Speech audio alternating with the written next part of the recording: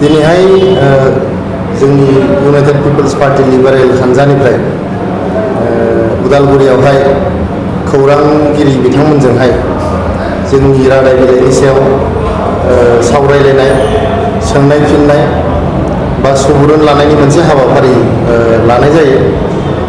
बेयाव जोंनि रादाय बिलाइयाव गाहायै मुंख'नो गोनां माखासे जायफोर रादाय बेफोरखौ दिनै जोंनि खौरांगिरि बिथांमोननो मिथिहोनाय जायो।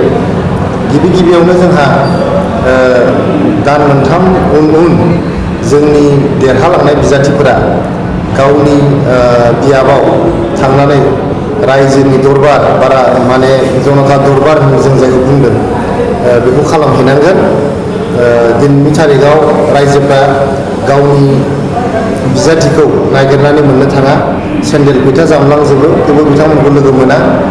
दा एबार जोंनि UPN सरकार फैयोब्ला बे जिनिसा सोलायनो थांगासिनो दङ। रायजोफ्रा नागिरनांगौ गैला, जोंनि रायजोनि बिजाथियानो थांनानै रायजोनाव जोंनि बिफानारिनि जायफोर अफिसारफोर दं, बिफानारिफोर दं, बिथांमोनखौ लानानै मोनफ्रोमबो समस्थियावहाय जनता दरबार खालामहैनांगोन आरो रायजोनि अभाब अभियोगखौ जायगायावनो फोजोबस्रांनो नाजानांगोन। नैथियाव जोंहा सरकारखौहाय इन्टारनेटनि दारै सालायनाय जागोन। बेयाव मोननै धरननि लाब जागोन।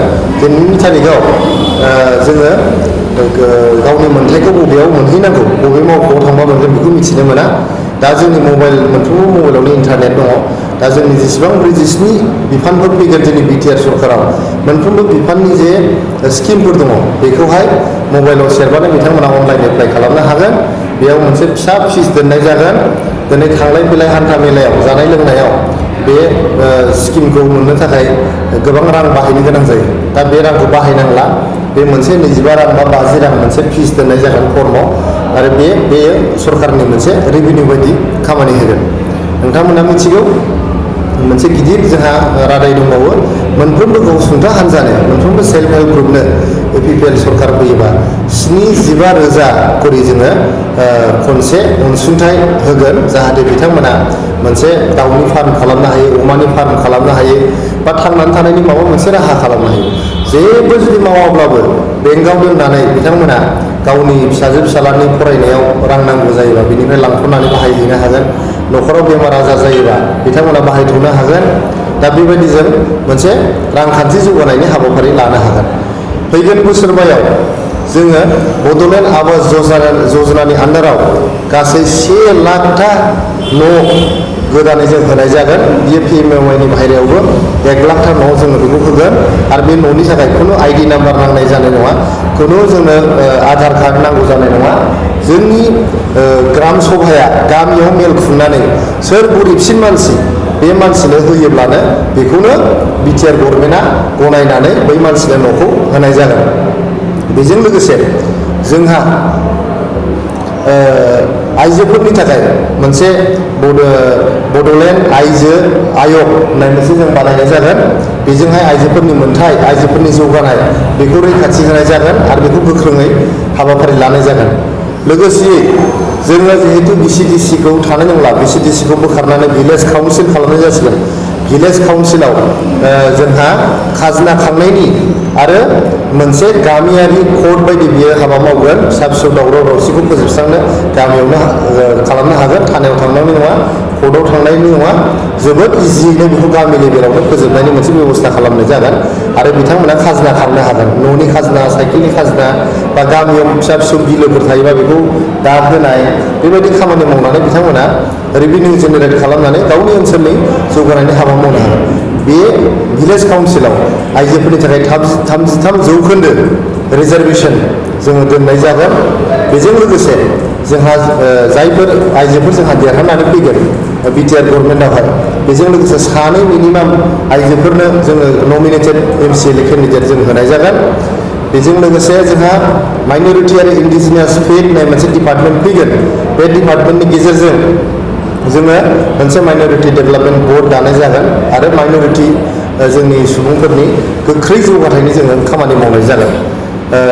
आरो बेबायदिनो गोबां दंबावो। जोंहा मोनसे बिराद गिदिर रादाय दंबावो, बे जाहैबाय जोङो BTR गभर्नमेन्टआ गोदान मोनसे हानि खान्थि मोनसे हा हुनि खान्थि जों लाबोनाय जागोन गोदान, जायनि गेजेरजों खा सायाव थानाय रायजोफोर, जोंनि हाग्रा ओनसोलाव थानाय रायजोफोर बिथांमोननो फाट्टा होनायनि जोङो बेबस्था खालामनाय जागोन। आरो लोगोसेयै जाय बिथांमोनहा, जाय न'खरफोरा हा गैजाया बिथांमोननो 3 बिगायै माने गोदानै हा होनायनि जोङो बेबस्था खालामनाय जागोन। दा बेबायदियैनो जोंहा गोबां मावनांगौ दङ।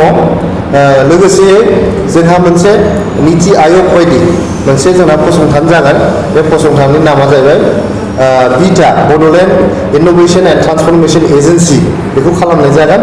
बेजों लोगोसे आरो मोनसे फसंथान फसंनाय जाबावगोन, बेनि नामा जाबाय बडफा, बड'लेण्ड डेभेलपमेन्ट पार्टनारशिप एजेन्सि। जाहाथे जोङो बायजोनि रांफोर, वर्ल्ड बेंकनि रां बा जोंनि CSR नि रांफोर बेखौ लाबोनानै जोंनि सरखारि रांजों लोगोसे बाहेरानि रांफोरखौ लाबोनानै जोंनि बिटिआर ओनसोलनि आरो बिटिआर ओनसोलनि सुबुंफोरनि माने गोख्रै जौगाथायखौ जाहाथे लाबोनो हायो, बिथांमोननि मोन्थायखौ जाहाथे जोङो फोलोमनो हायो, बिथांनि माने गांनाय उखैनायखौ जाहाथे जों फोलोमनो हायो, बेनि थाखाय जोङो UPPL हान्जाया मावनो थाखाय बे रादाय बिलाइखौ थियारि खालामनाय जादों। आरो बेखौनो दिनै एसेब्लाबो माखासे गाहाय जोंनि रादायफोरखौ जोंनि खौरांगिरि बिथांमोननो खिन्थानानै होनाय जादों। पृथ्वीराज नारायण देबनिसआ जोंनि सासे CWC मेम्बारमोन। बिथाङा जोंनि हान्जानि बेरेखा हाबाफोर मावबोबाय थादों थांनाय दान मोननै मोनथामसोनिफ्रायनो। गिबि बेरेखा हाबाया जाहैबाय, नोंथांमोना दाखालि नुदों जे जोंनि हान्जानि दैदेनगिरिफोरनाव बा हान्जानाव सोङालासिनो बिथाङा गुवाहाटी हाइकर्टआव जोंनि बिटिआर माने सुक्तिखौहाय बिथाङा केस होदों। बेयो जोंनि दैदेनगिरिफोरखौ लाजि फोनांदों आरो जोंनि हान्जानि आब्रुथिखौ सिफायदों। नैथियाव बिथाङा जोंनि हान्जानि दैदेनगिरिफोरनाव सोङालासिनो, बिथांमोननि पारमिसन लायालासिनो जेब्लायबो खौरांगिरि मेल खुङो। बे जिनिसा बजबथाव नङा, बिनि थाखायनो बेबो मोनसे खारन। थामथियाव बिथाङा, नोंथांमोना नुदों जे बिथाङा मोनसे जिउ राहा लादों, जिउ खुंदों। जे जिनिसफोरखौ बिथाङा माने जोंनि समाजारि बिजोङाव फोसावो, जौ लोंनाय, गावनि बेदर जानाय, गावनि बहाबा थानाय, बेफोर जिनिसखौ बिथाङा फोसावबाय थादों। जे जिनिसा जोंनि पार्टिनि हेंथायैहाय माने खामानि मावबोबाय थादों। आरो बिथाङा माखासे नंथारै आरजाथावै बाथ्राफोर बुंदों। जेरै जोंनि दैदेनगिरिया गावखौहाय हिरा सरनियाजोंहाय रायज्लायनो दैथायहरदों होननानै बुंदों। बिथाङा फोलादों, बिथाङा थगायदों, बे नंखाय। सासे CWC मेम्बारखौ गुबुन मोनसे हान्जाजों सावरायनो मालाबाबो थिनहरा।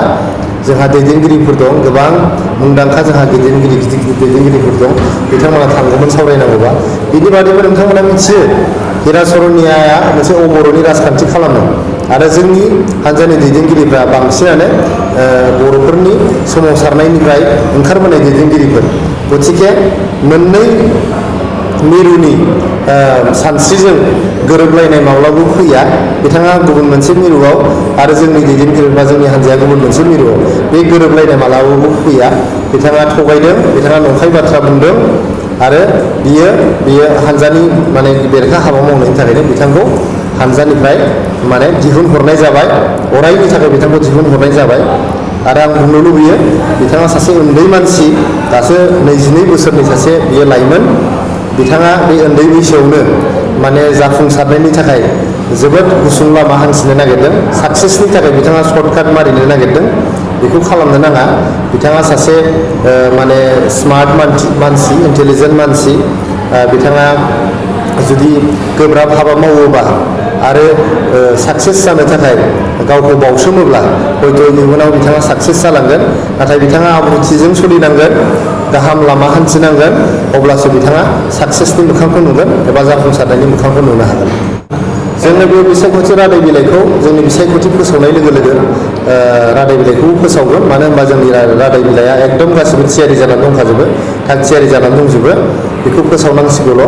जोङो मोनफा मोननै सोरबा माबाफोर सुबुरुन दंबावोब्ला बेखौ सोसननो होननानै दिनै जिल्ला बा ओनसोल थांनानै मानसिफोरनि जोङो सुबुरुन लाहैदों।